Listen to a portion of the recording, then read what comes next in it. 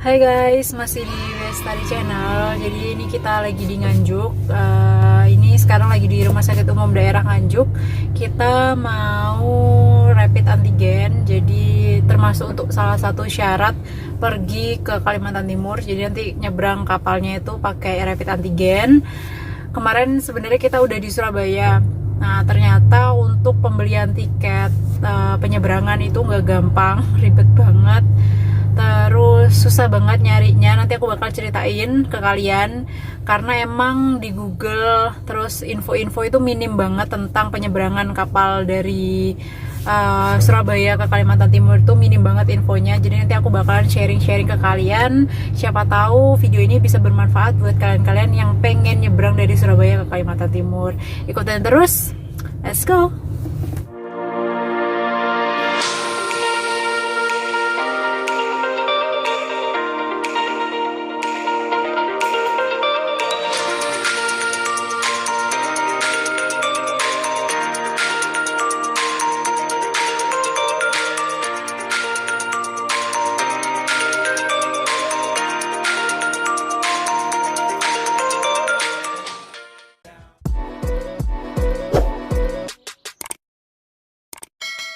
Nah, jadi hasilnya udah keluar. Tadi pengambilannya itu sampai hasil keluar itu kurang lebih sekitar 2 jaman. Alhamdulillah hasilnya negatif. Nah, sekarang kita mau order tiket. Jadi ternyata untuk pemesanan tiket kapal itu cukup melalui online dan aplikasi. Jadi kalau misalnya kita datang langsung ke pelabuhan itu biasanya lebih ke calo-calo gitu. Bahkan kemarin kita udah tanya langsung di bagian security dan lainnya, itu tetap diarahinnya ke calo, dan itu lumayan mahal, bedanya lumayan jauh. Jadi nanti aku bakalan jelasin juga cara-caranya untuk pemesanan tiket lewat aplikasi. Nanti aku tampilin di sebelah sini. Jadi yang pertama kalian bisa unduh aplikasi DLU Ferry di Play Store. Buka aplikasi DLU Ferry kalian, kemudian klik menu jadwal. Nah, kalian tinggal tentuin tanggal keberangkatan, pastiin kota asal dan kota tujuannya udah bener, dan pilih kelasnya. Klik cari jadwal. Kemudian nanti akan muncul list harga kendaraan seperti ini. Kalian tinggal tentuin kendaraan yang akan kalian bawa dan pilih jumlah penumpang yang akan naik. Nah, setelah itu kalian tinggal melengkapi biodata penumpang, mulai dari nama, kemudian kabupaten atau kota, nomor KTP, tanggal lahir, dan lainnya. Setelah itu kalian bisa pilih metode pembayarannya, dan pastiin kalian udah membaca syarat dan ketentuan, kemudian centang dan pesan etiket. Nah, setelah kalian melakukan pembayaran, kalian bisa kembali lagi ke menu dan cek booking. Refresh terus sampai tiket kalian rilis. Selesai. Nah, ini tinggal check-in aja nanti di pelabuhan pakai barcode ini. Nah, sekarang aku udah ada di Pelabuhan Tanjung Perak, tepatnya ada di Terminal Jamrut. Tadi aku sudah validasi rapid antigennya di KKP di dalam. Jadi kalau kalian mau validasi nanti langsung masuk aja di yang Surabaya Northway, masuk ke dalam. Nanti di sebelah kiri paling depan baru pintu masuk itu ada KKP, tempat validasi rapid antigen. Nah, kalau udah nanti kalian tinggal langsung ke Terminal Jamrut buat nunggu kapalnya sandar. Nanti kita ngantrinya di sebelah sana yang di ujung sana. Nah, jadi ikuti terus karena ternyata di pelabuhan itu masih minim informasi, kurang ada kayak info-info kecil kayak di bandara gitu. Jadi kayaknya video ini bakal bermanfaat sih buat kalian-kalian yang mau bepergian Surabaya, Balikpapan via darat. Apa sih bahasanya? Ikuti terus.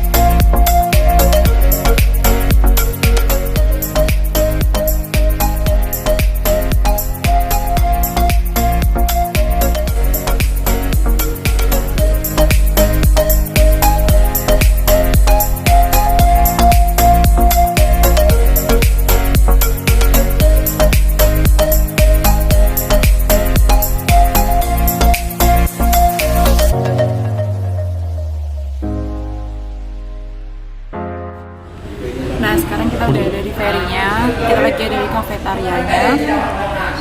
Menu makanannya lumayan variatif, ada macam-macam gitu. Ini aku pesan soto daging dan harganya juga masih normal sih menurut aku, nggak kayak di pesawat yang biasanya pop mie aja bisa 25.000. Kalau di sini masih lumayan masuk akal harganya. Makan dulu ya.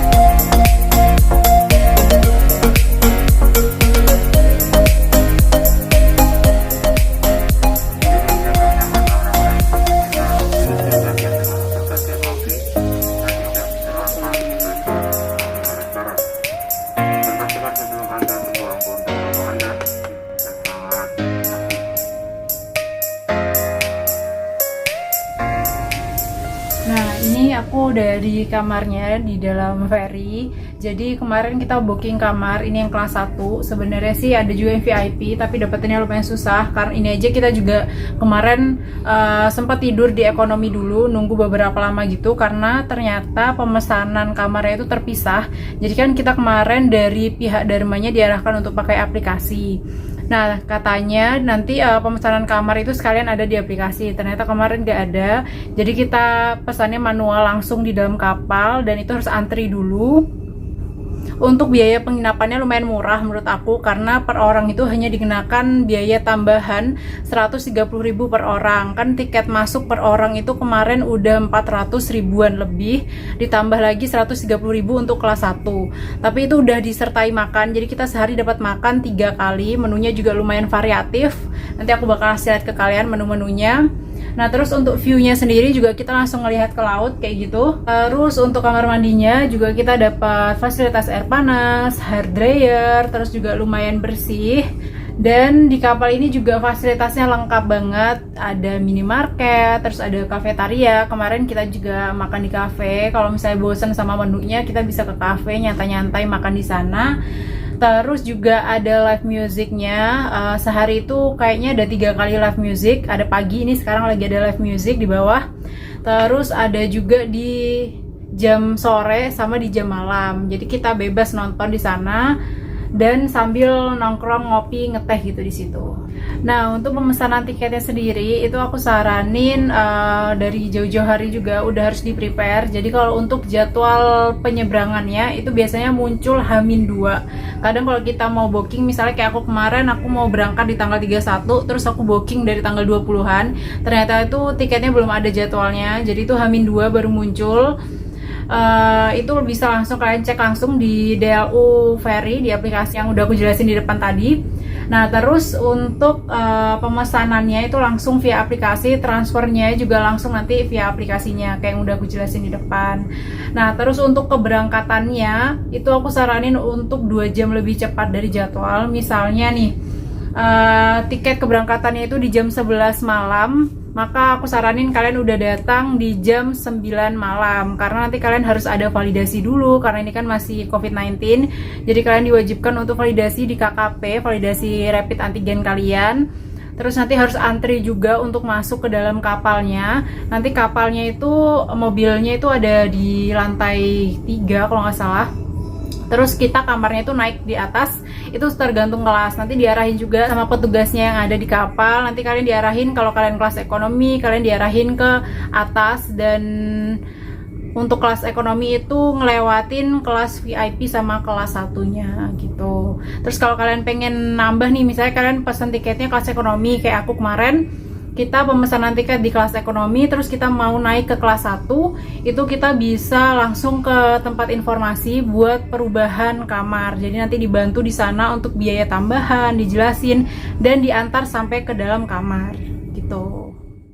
Nah, jadi buat kalian yang pengen berlibur atau memang mungkin ada keperluan untuk nyebrang dari Surabaya ke Balikpapan, menurut aku sih oke-oke aja, karena kan sebelumnya aku kan emang belum pernah naik kapal kayak gini, dan banyak banget yang bilang nanti kamu mabuk, gelombangnya itu kuat banget. Ternyata nggak sama sekali. Di dalam kapal itu nggak berasa, mungkin sempat berasa beberapa menit gitu kemarin pas awal-awal berangkat itu, jadi gelombangnya tuh agak kerasa. Jadi waktu sholat itu agak kayak gitu miring-miring gitu, tapi setelah itu nggak ada sama sekali sih. Apalagi kalau kita pakai baring itu nggak kerasa gelombang ataupun gerakan-gerakan apapun gitu. Jadi menurut aku di dalam kapal pun nyaman aja, nggak jauh beda sama di dalam pesawat. Semuanya sih enjoy aja menurut aku. Jadi buat kalian yang pengen naik kapal nggak perlu takut mabuk, karena semuanya oke aja.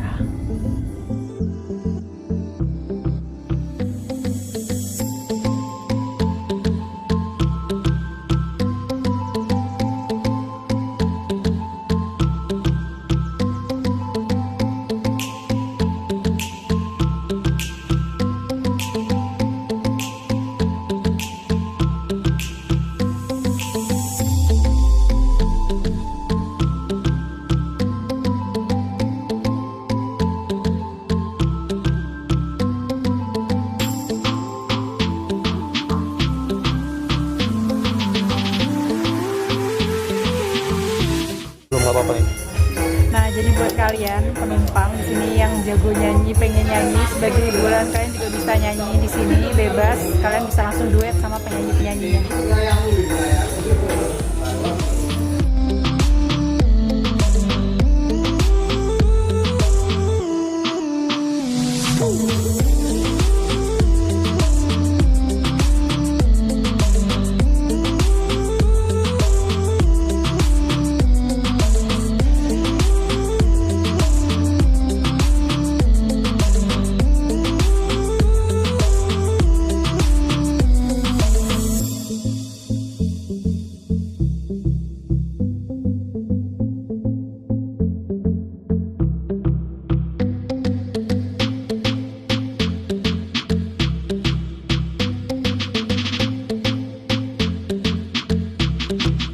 Karena anginnya kenceng banget, aku putusin buat balik ke kamar lagi.